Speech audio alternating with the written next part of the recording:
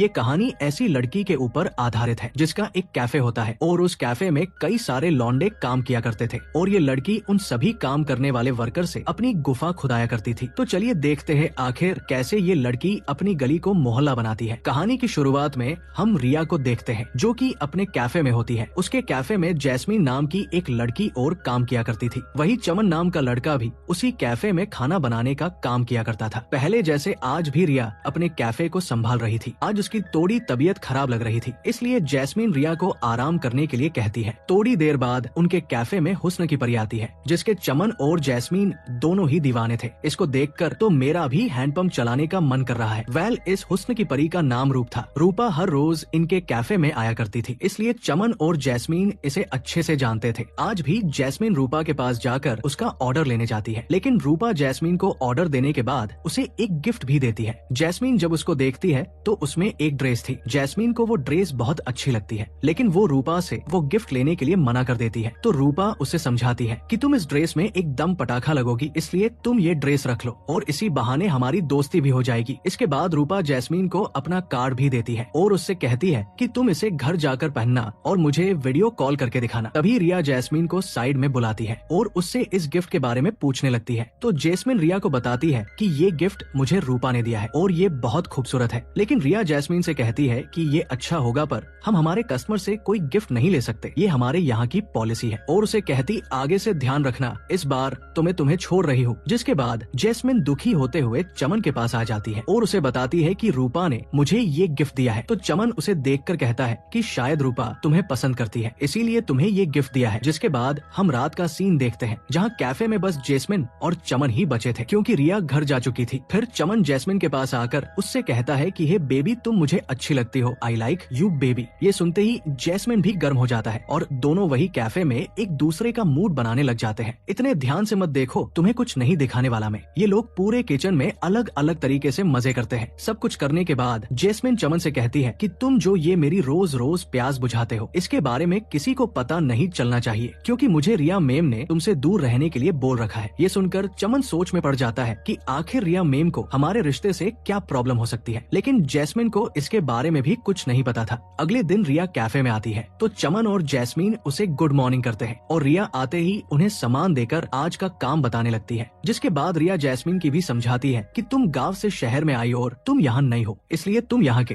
लोगों से थोड़ा संभल कर रहना क्योंकि यहाँ के लड़के लड़कियाँ अपनी प्यास बुझाने के लिए किसी भी हद तक झूठ बोल सकते हैं। तो जैस्मीन रिया से कहती है कि मेम, आप थोड़ी भी टेंशन न ले, मैं अपना ध्यान अच्छे से रखूंगी और किसी पर भी भरोसा नहीं करूंगी। थोड़ी देर बाद रात हो जाती है। अब भाई मूवी है तो रात भी जल्दी हो जाती है। जैस्मीन और चमन दोनों किचन में काम कर रहे थे। तभी वहाँ रिया आकर उनसे कहती है कि मैं जा रही हूँ, तुम कैफे का ध्यान रखना। जिसके बाद वो चली जाती है। रिया के वहाँ से जाने के बाद जैस्मीन को उसकी मोम का कॉल आता है। उसकी मोम उसे बताती है कि तुम्हारे पिता काफी बीमार है, इसलिए मुझे पैसों को जरूरत है। ये बोलकर वो फोन रख देती है। अब बेचारी जैस्मीन दुखी हो जाती है क्योंकि वो खुद दूसरे के यहाँ जॉब कर रही थी और उसके पास भेजने के लिए पैसे भी नहीं थे। जैस्मीन टेंशन के साथ वापस कैफे का काम देखने लगती है जहां उसे कैफे ने रूपा दिखाई देती है जो उसे ऑर्डर देती है। जैस्मीन जब उसका ऑर्डर देने जाती है तो रूपा जैस्मीन को उदास देखकर उससे उसकी दुखी होने की वजह पूछने लगती है। तो जैस्मीन उसे बता देती है कि मेरे पिताजी बहुत बीमार है और मुझे कुछ पैसों की जरूरत है। ये सुनकर रूपा उसे पैसे दे देती है। जैस्मीन उसके पैसे लेने से मना कर देती है, लेकिन रूपा के बहुत कहने पर वो पैसे रख लेती है। लेकिन बदले में रूपा जैस्मीन से उसका एक दिन मांगती है कि एक दिन फ्री रहना ताकि हम दोनों बाहर घूमने जा सके। जब ये दोनों बातें कर रही थी तो वहाँ रिया भी आ चुकी थी जो इनको बातें करते हुए देख लेती। इधर रूपा बाहर मिलने की बोलकर वहाँ से चली जाती है। जिसके बाद रिया गुस्से में जैस्मीन की एक कोने में बुलाती है और गुस्से में उससे कहती है कि मैंने तुम्हारी बातें सुन ली है, लेकिन मुझे बस इतना जानना है कि तुम उसके साथ कब घूमने जाने वाली हो। तो जैस्मीन उसे बताती है कि उसने मुझे पैसे देकर मेरी हेल्प करी है, इसलिए मैं उसके साथ मंडे को घूमने जाने वाली हूँ जिस दिन कैफे की छुट्टी रहती है। तो रिया कहती है कि इस महीने कैफे में काफी काम है, इस वजह से मंडे को छुट्टी नहीं रहेगी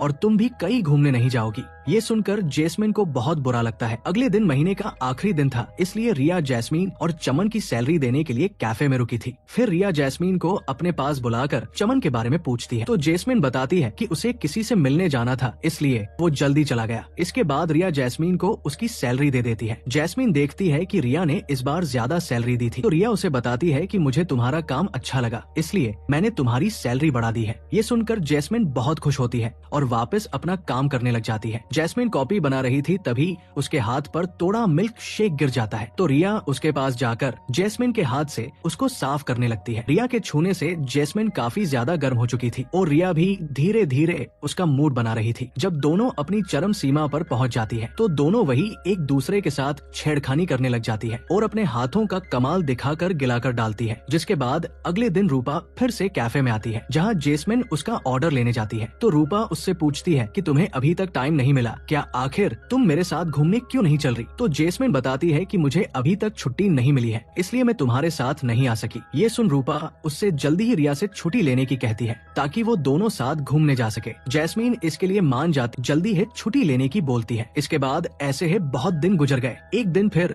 रूपा कैफे में आती है, तो जैस्मिन उसे ऑर्डर देने जाती है। तो रूपा जैस्मिन को पकड़कर अपने पास बिठा लेती है और उससे साफ साफ पूछती है कि आखिर तुम मेरे साथ घूमने क्यों नहीं चल रही हो? तो जैस्मिन रूपा को साफ साफ बता देती है कि दरअसल मेरी बॉस नहीं चाहती कि मैं किसी के भी साथ घूमने जाऊं, और जिस दिन हम घूमने जाने की बात कर रहे थे, उस दिन मेरी बॉस ने सब कुछ सुन लिया था, इसलिए वो मुझे छुट्टी भी नहीं दे रही है। ये सुन रूपा कहती है कि तुम मुझे बहुत अच्छी लगती हो, इसलिए मैं तुम्हारे साथ घूमना चाहती थी। बातों बातों में रूपा वही कैफे में ही जैस्मिन के हाथ घुमाने लगती है, जिससे जैस्मिन की आग भी बढ़ने लगी थी और दोनों वही कुछ करने लगती। इतने में ही वहाँ रिया आ जाती है, जिससे दोनों अपना कार्यक्रम रोक देती है। रिया आते ही रूपा को उसके कैफे से जाने के लिए कहती है, लेकिन रूपा जाने से मना कर देती है। ये सुन रिया गुस्से में कहती है कि तुम मेरी पुरानी फ्रेंड हो, इसलिए प्यार से जाने को बोल रही हो। तो रूपा कहती है कि हम फ्रेंड नहीं थे, बल्कि एक दूसरे से प्यार करते थे और साथ रहते थे, और तो और एक दूसरे के खेत को गिला भी करती थी, लेकिन तुम्हारी वजह से हमारा रिश्ता बिगड़ गया, लेकिन मैं आज भी